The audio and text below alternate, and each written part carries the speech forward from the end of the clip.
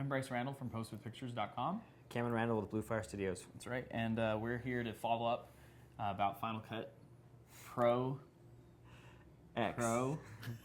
I'm just kidding. Well, I don't want to be smiling so big, but it's one of those times where you just feel like you can tell your wife, "I told you so." It doesn't happen very often. Except my wife knows I spent the $300 and bought it. And I still bought it. It's true. So did I. So. And my wife is usually right. So we want to do a top 10 reasons / top 10 reasons, not the top 10, but 10 reasons that you can't cut a feature film. These are the first ones that came to mind while coming back from Las Vegas today. Yeah. Well, you can't cut a feature film on Final Cut Pro 10. Okay, first big reason everyone has mostly talked about is lack of exporting an OMF. Or any kind of useful audio format that your sound friends next door would love you for. Yeah, I mean, that's a big problem. Our sound guy was like, what? You know, it's pretty unbelievable that that's kind of what we have to do.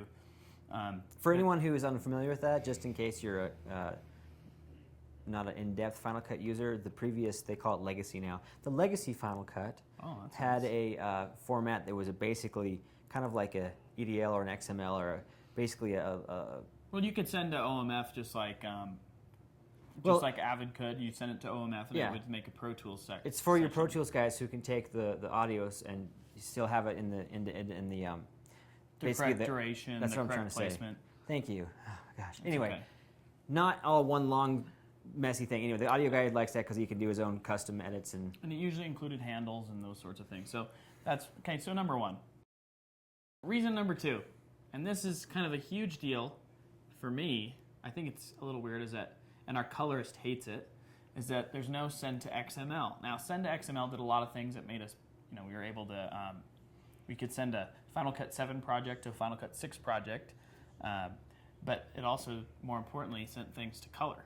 And yeah, color cross-platform would be, we're using a lot of Premiere / After Effects now too, to use the interconnectivity of those two programs. So we'd do a quick cut in Premiere, after, oh my gosh, I'm an idiot. Final Cut, send it to Premiere, do the effects, and then send it back. Third is project organization, and all media and all sequences being like in the same event. Basically, if anyone's used iMovie, it's exactly the same. And honestly, I was reading a whole bunch of stuff about it today and I just don't even care. I stopped trying to figure it out because it's a mess.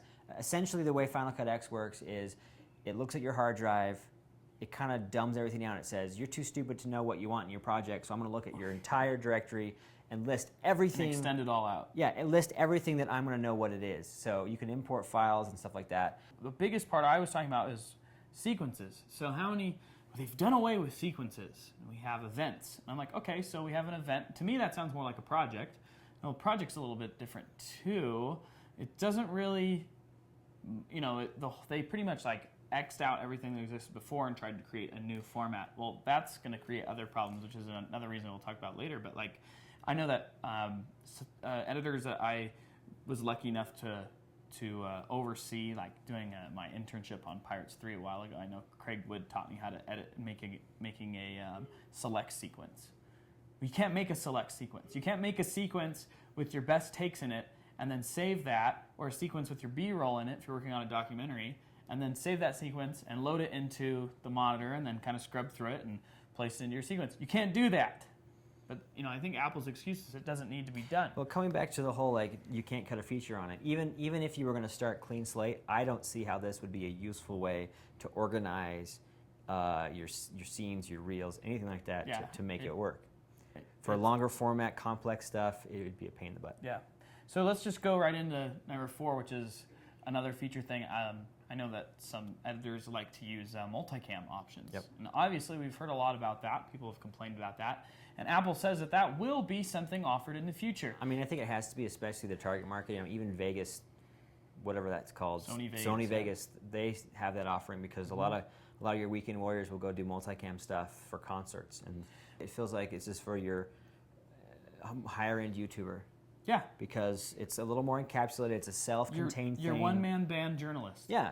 And honestly, we're not here to say that it's totally a waste of time, and unless you need it for these professional reasons that your workflow is already set up. If you're just Well, we went to NHL. We covered the NHL awards yesterday with hockeyplayer.com, and one of the things that I would have loved to, if I had the time to learn Final Cut 10, I would have used it for everything, just to import something, sync our audio, color it really quick, and spit it out. And then spit it Start out. to finish. It's actually pretty quick, but for anything, and the coloring worked. Yeah, the coloring worked great. However, part of the reason we covered it is because it's potential. It's part of a TV show thing that we're doing. So we were going, oh well, we can't do that because we want to send it to our audio. And we sweetener. still had to transcode our footage though. That's true. So far that's as that's I can another, tell, that's is that another our next point? Okay. Yeah, you still have to. Okay, they have stepped it up. The popular codecs, like your H.264 for the 7D, 5D, it will natively read.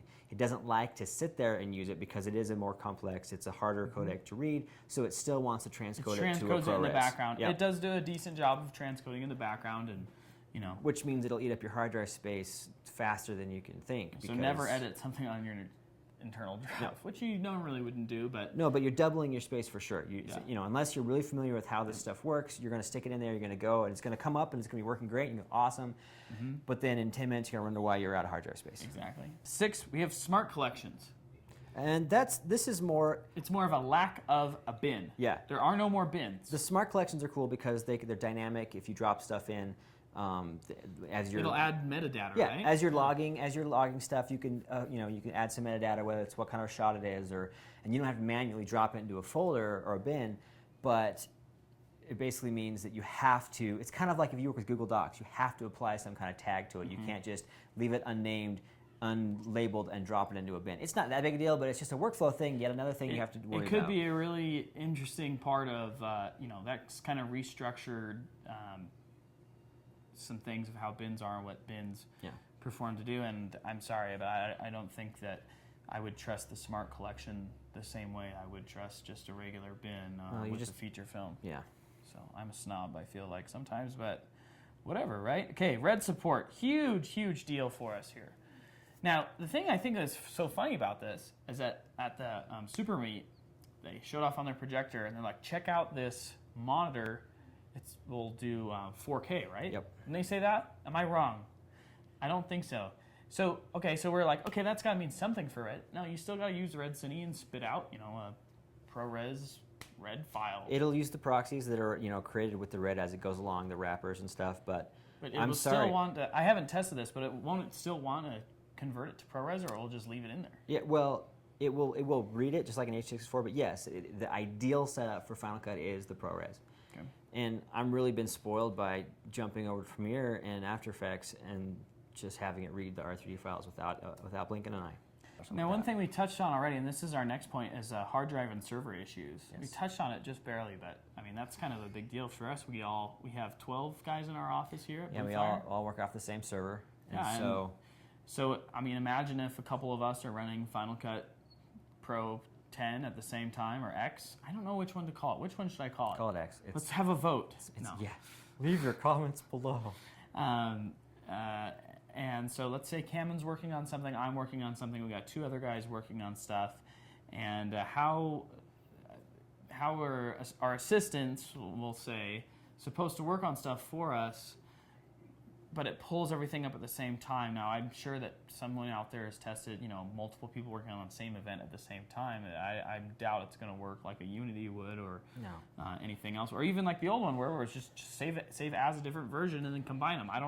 It seems very scattered, and it seems this should be one person working on this at a time, because one of the Ripple tutorials that we were reading earlier today talked about how if you don't want a client to see a different drive, unplug the drive.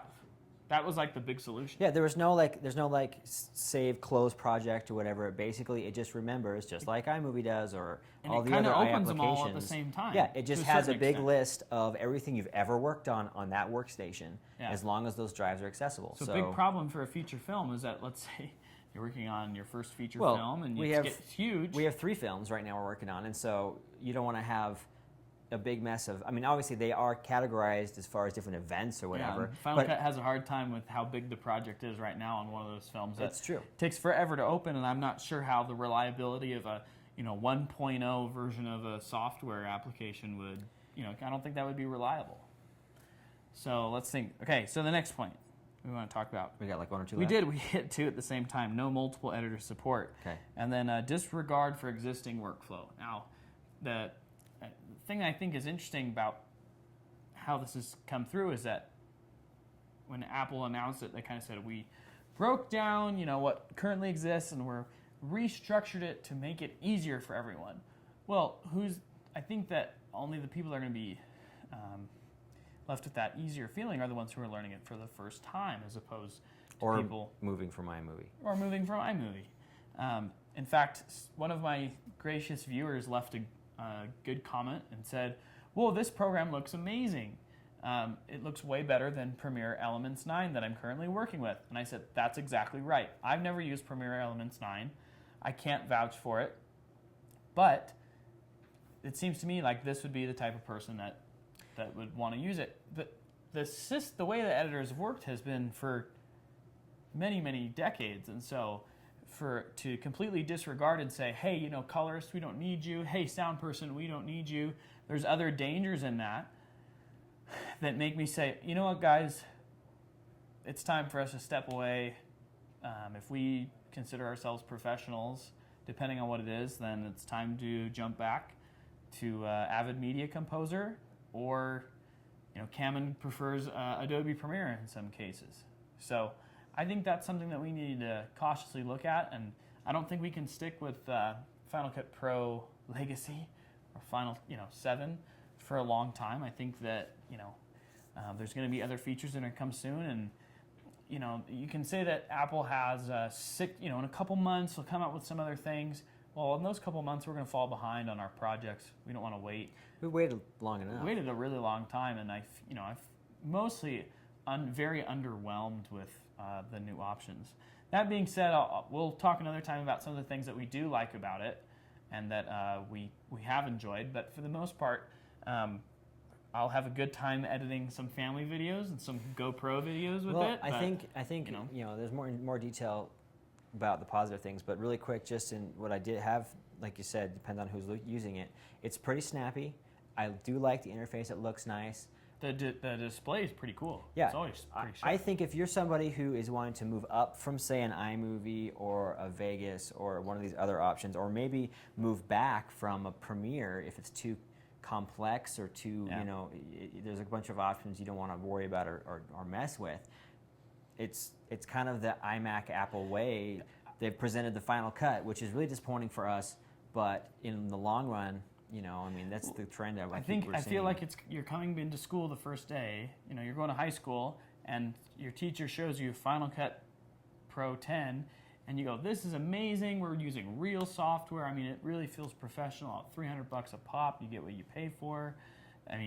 But you look at it and you go, this is awesome. This is a great tool. Well, when you finish high school, I learned Premiere in high school. So when I finished high school and I went to college, I learned Avid Media Composer, and I learned Final Cut 3, maybe 2 or 3, whatever it was. I learned that, and I was like, oh, well, this is a step above what the outdated software my teacher had.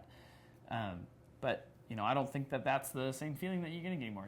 There's one more step up, and if there's one more step up, then you're not using what could make you the best professional there is.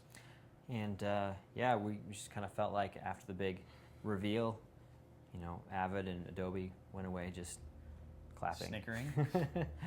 Well, that's all we have for today on that subject. We'd love to talk about it more. If you guys leave your comments, leave your questions, see what we think about stuff. If you're curious if you should buy it, feel free to leave a comment below, and we'll get back to you on what we think or what we think we could help you with. Yep. This is Bryce Randall from postfifthpictures.com. And Cammon Randall with Blue Fire Studios. Out.